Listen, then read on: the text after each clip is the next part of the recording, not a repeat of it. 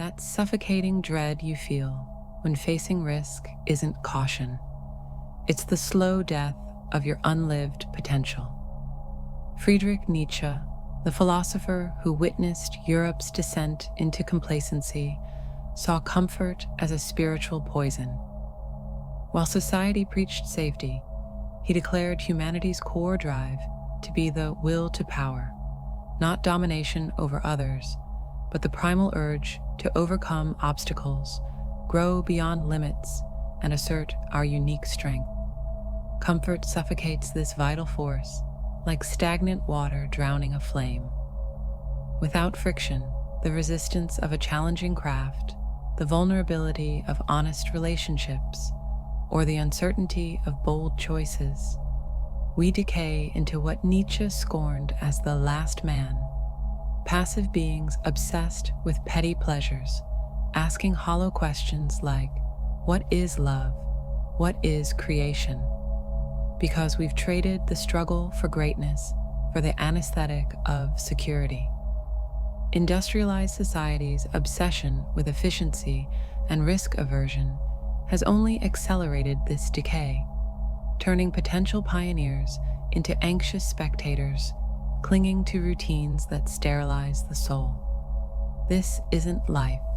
It's a walking death where the tomb is padded with convenience. Comfort operates as a silent assassin through three insidious mechanisms that corrode your humanity. First, it paralyzes potential via Nietzsche's spirit of gravity, Schwergeist, an existential lethargy that crushes ambition under manufactured fears. Consider the entrepreneur endlessly researching but never launching, the artist burying their portfolio over perceived imperfection, or the intellectual self-censoring radical ideas to avoid debate. Each deferred dream calcifies into what Kierkegaard called sickness unto death, regret fossilizing your unlived selves, while comfort whispers, play small, stay safe. Second, it erodes resilience by depriving you of necessary friction. Modern neuroscience confirms Nietzsche's intuition. Avoiding discomfort shrinks the amygdala's stress tolerance, creating what psychologists term fragility cascades.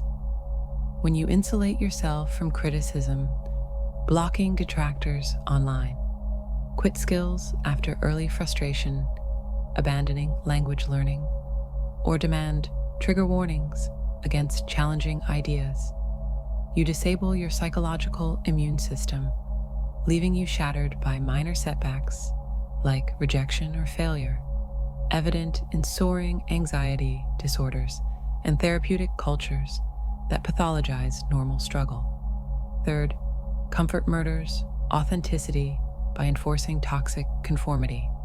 To maintain social ease, you wear masks. The employee laughing at offensive jokes to fit in. The partner swallowing needs to keep peace.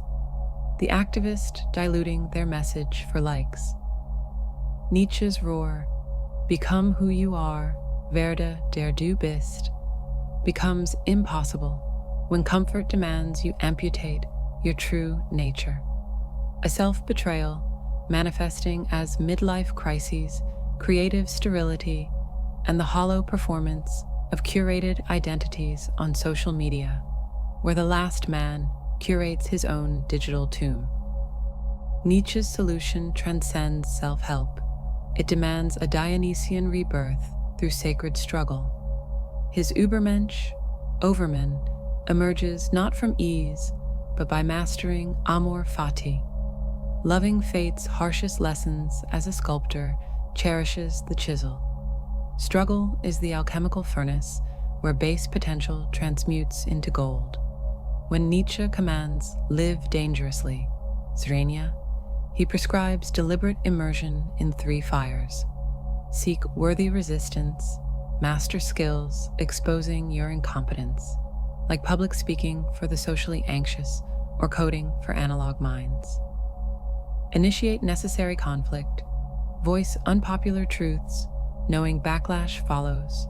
set boundaries that rupture toxic relationships, and pursue Selbstüberwindung, self-overcoming, through ritualized challenges, 48-hour wilderness fasts, daily 4 a.m. study sessions, submitting art to brutal critics.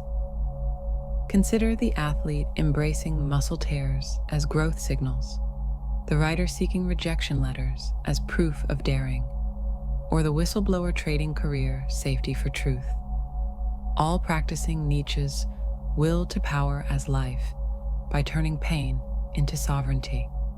Modern psychology echoes this. Dr. Jordan Peterson observes, exposure to voluntary suffering immunizes against involuntary tragedy, while neuroplasticity research proves controlled stress thickens the prefrontal cortex. Contrast this with ancient ascetics who sought discomfort for enlightenment versus modern self-care that flees from all friction. Nietzsche's forge isn't martyrdom, but strategic self-creation. The climber doesn't curse the cliff, but kisses its granite face, knowing every scar etches their evolution.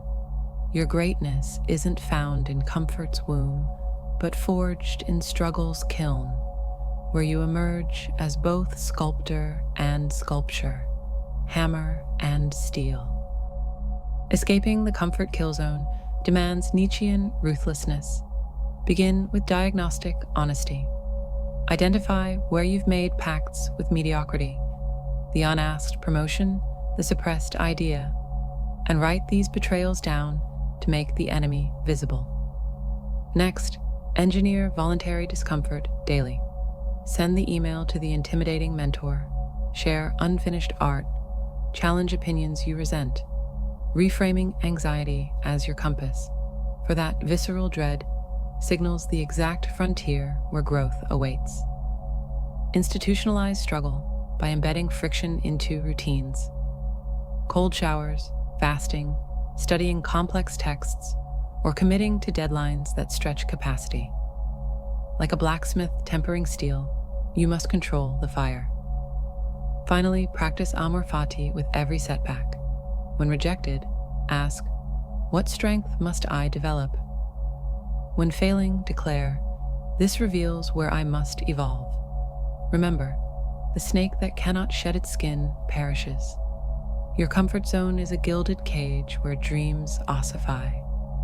Beyond it lies the storm, the uncertainty, the worthy fight, the only ecosystem where your dormant potential roars awake.